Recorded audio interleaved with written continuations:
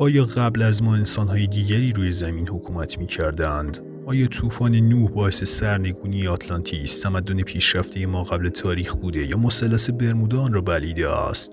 آیا آتلانتیسی‌ها سازنده اهرام مصر بودند؟ سلام، به چنل ضحاک خوش آمدید. احتمالاً تاکنون اسم آتلانتیس را شنیده اید، سرزمینی مدرن و فوق پیشرفته در دل تاریخ که در اعماق تاریک اقیانوس اطلس دفن شده. اما پشت پرده تصویر ذهنی زیبای ما چه چیزی پنهان شده؟ اگر به ما بگویند اولین نسل حاضر از انسان‌ها که در کره زمین زندگی کرده‌اند ما نیستیم، کمی ما را به فکر فرو می‌برد. اما این موضوع زمانی پیچیده‌تر می‌شود که بدانیم تکنولوژی و فرهنگ آنها ده‌ها و شاید صدها سال از حال حاضر بشر امروزی هم فراتر بوده، اما هیچکس تاکنون نتوانسته مدرک محکمی مبنی بر وجود یا عدم وجود چنین تمدنی را ارائه کند. فیلسوف و اندیشمند به نام یونانی افلاطون در سال 355 قبل از میلاد مسیح در دو اثر خود و به نظر برای بار اول به آتلانتیس اشاره می‌کند. در رساله تیمائوس می‌خوانیم: در دهانه تنگه‌ای که در زبان آتنی به ستون‌های هراکلس یا همان هرکول معروف است، که نام باستانی تنگه جبل الطارق پیش از ترکیب لیبی و آسیا باشد که انتهای دنیای شناخته شده آن زمان بود، دریا قابل کشتیرانی بوده و جزیره‌ای وجود داشت که مساحتش از مجموع مساحت لیبی و آسیا بزرگتر بود. در زمان افلاطون لیبی مساحتی به اندازه آفریقای شمالی در غرب مصر داشته و آسیا نیز از مصر تا هند گسترده بود و مردم آن روزگار می توانستند با کشتی از این جزیره به قاره‌ای که روبروی آنها قرار داشت و دریای واقعی آن را احاطه کرده بود راه یابند. در این جزیره‌ای که آتلانتیس نام داشت، پادشاه مقتدری حکومت می‌کرد که نه تنها این جزیره و دیگر جزایر اطراف، بلکه بخش بزرگی از قاره، همچنین لیبی، مصر و اروپا تا تیرنه نیز جزو قلمرو آن بود. نام پادشاه اطلس بود و مردم او را ستون آسمان می‌خواندند. این دولت با ارتش قدرتمندی که فراهم آورده بود تصمیم گرفت جنگ عظیمی بر علیه مدیترانه به راه بیاندازد. افلاطون می‌نویسد: از جنگ میان آتلانتیس و یونان 9000 سال می‌گذرد و از آن سرزمین اکنون چیزی جز گل و لایی که راه رفت و آمد کشتی‌ها را بسته باقی نمانده. سپس در رساله کریتیاس بیشتر به ویژگی‌های اساطیری این جزیره اسرارآمیز می‌پردازد. مطلب از این قرار است که در زمانهای پیشین خدایان مناطق مختلف زمین را میان خود تقسیم کردند که در این تقسیم بندی جزیره آتلانتیس به پوسایدون خدای دریاها رسید.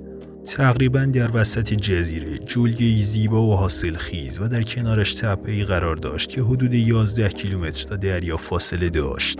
روی تپه خانواده‌ای کهن زندگی می‌کردند که دختری به نام کلیتو داشتند. پوسایدون کلیتو را به عنوان همسر انتخاب کرد و برای اینکه به دور از سایر مردم باشد، خانه روی تپه را به وسیله 3 کمربند آبی جدا کرد. 4 پل روی کانال‌های آب کشیده شده بود و همچنین کانالی به طول حدود 10 کیلومتر شهر را به اقیانوس متصل می‌کرد. سپس 2 چشمه آب، یکی گرم و یکی سرد، و درختانی از میوه‌های گوناگون از زمین برآورد تا تشکیلات شهری خاص شکل گرفت که طبق اندازه‌هایی که افلاطون ارائه می‌کند، قطر آن باید حدود 23.5 کیلومتر بوده باشد.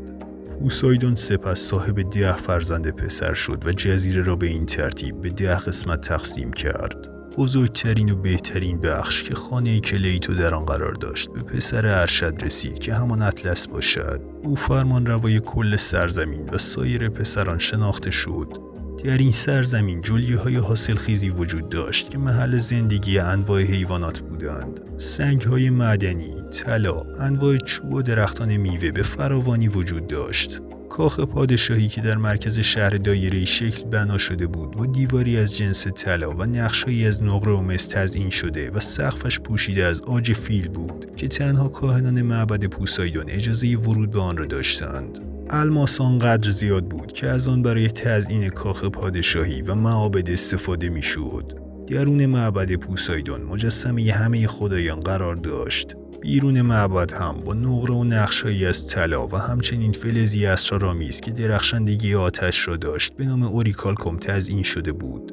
دانشمند انگلیسی اندرو کالینز در کتاب دروازه‌ای به آتلانتیس ابعاد این جزیره را 370 در 555 کیلومتر تخمین می‌زند. افلاطون جمعیت آتلانتیس را بیش از 20 میلیون نفر و مردم آن را نجیب و آرام گزارش می‌کند که اکثرشان کشاورز و دامپرور بودند. پس از سالیان دراز که این مردم جایگاهی به دست آوردند، جاه طلبی بیش از حد و طمع ثروت و قدرت باعث شد از صفات خدایی فاصله بگیرند. آنها خود را فراتر از پوسایدون دیده و پرستش خدایان اولیمپ را ممنوع کردند که باعث خشم آنها شد. سپس زئوس خدای خدایان و برادر پوسایدون که همیشه طبق قوانین حکمرانی می‌کرد تصمیم گرفت این قوم را به کیفرشان برساند و به این ترتیب طی یک شبانه روز طوفان، زمین لرزه و سیل بزرگی در گرفت و جزیره را به دریا فرو برد. با توجه به داده‌های امروزی علم هواشناسی این توصیف می‌تواند یک فرض درست باشد، چرا که پس از آن جریان گرم گلف استریم به سمت اروپا راه پیدا کرد، یخ‌های عصر یخبندان را آب کرده و آب و هوای فوق‌العاده‌ای را در اروپا رقم زد. افلاطون بیشتر تاکید دارد که آنجا به مکانی غیر قابل تردد برای کشتی‌ها تبدیل شده و نه اینکه جزیره کاملا نابود شده باشد، بلکه منظور او میتواند این باشد که بقایای جزیره بسیار نزدیک به سطح آب و چه بسا بیرون آب بوده‌اند. رشته کوه آتلانتیک میانی که دقیقاً در لوکیشن افلاطون در وسط اقیانوس اطلس قرار دارد، یکی از مرتفع‌ترین رشته کوه‌های جهان است. آنقدر مرتفع که اقیانوس اطلس را به دو قسمت شرقی و غربی تقسیم می‌کند.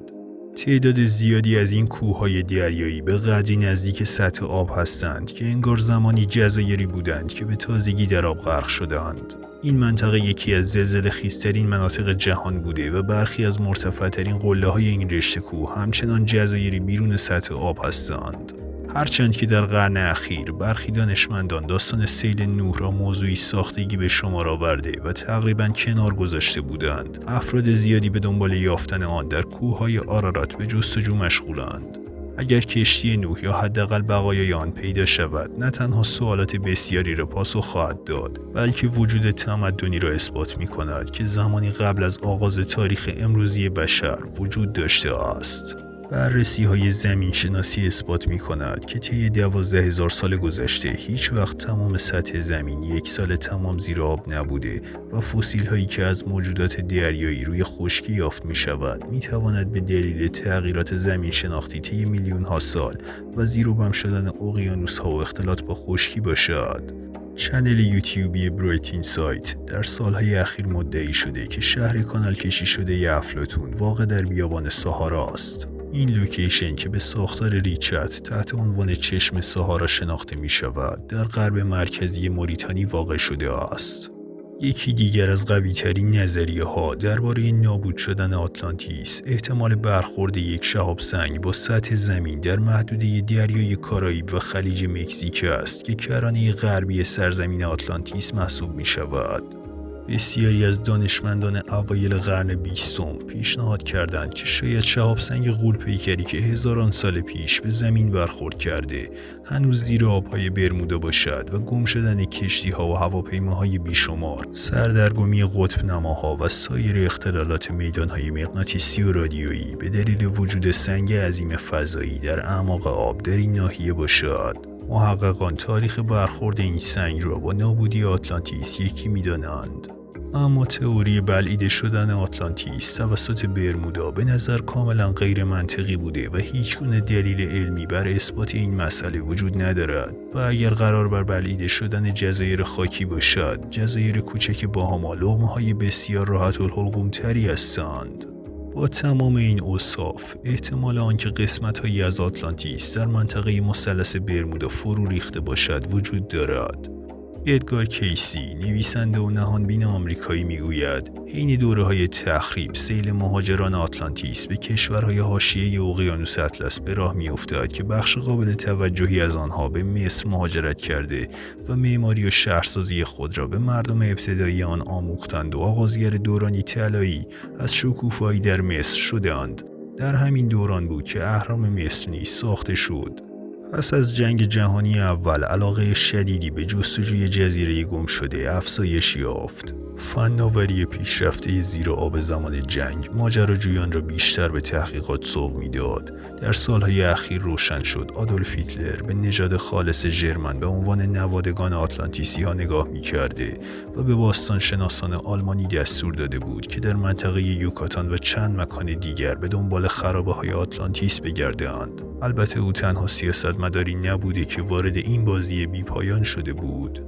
مهمترین دلیلی که دانشمندان امروز وجود آتلانتیس را رد می کنند این است که هیچ مدرک محکمی مبنی بر وجود آن موجود نیست و تمامی مطالب این ویدیو و تشابهات از دید علم می تواند تصادفی باشد. به طور کلی افسانه‌ها حین بازگو شدن دچار تغییر مسیر شده و در آنها مکان‌های جغرافیایی نیز به اماکنی نامعین و دست نیافتنی بدل می‌شوند که آتلانتیس نیز از این امر مستثنا نشده و حتی محل آن در دریا به مکانی نامعلوم تغییر جهت داده است. تاریخ شناخته شده بشر ناقص بوده و تمدن قابل قبول برای او 5000 ساله است. حوادث فاجعه بار به صورت طبیعی از ذهن پاک می شوند و انسان ثبات ذهنی را انتخاب می کند. بسیاری از کتب ارزشمند تاریخ جهان طی قرنها از بین رفتند. پس شاید این ما باشیم که فقط روایت افلاطون را خوانده ایم و نویسندگان دیگری نیز در آثار نابود شده ایشان از آن یاد کرده باشند. اما امروز نام آتلانتیس صرفاً به یک نام تجاری تبدیل شده. اکنون تنها یادگار قابل استناد نام اقیانوس اطلس یعنی آتلانتیک اوشن می باشد که در زبان مردم جهان ماندگار شده است. افسانه ها ورژن دیگری از واقعیتند. روزی بحث مردم جهان پرواز بشر بود و امروز وجود یک جزیره غرق شده.